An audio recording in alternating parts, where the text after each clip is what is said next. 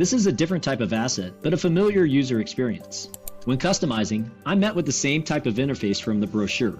However, this product allows me to create a new deck by selecting the custom slides to highlight a particular plan I want to offer to a specific group or audience. In this form, text fields allow me to dictate the group name,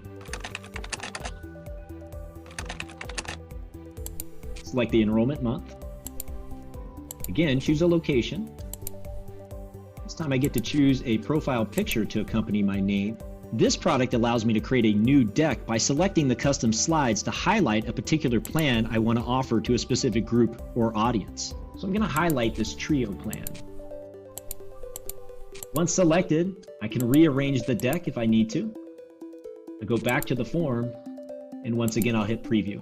As you can see, I've created a PowerPoint deck based on my selections while maintaining brand consistency. And let's expand this view to see 4 pages at once. I have the standard deck slides.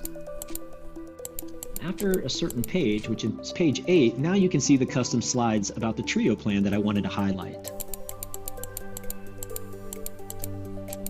And finally, the back page with my customization.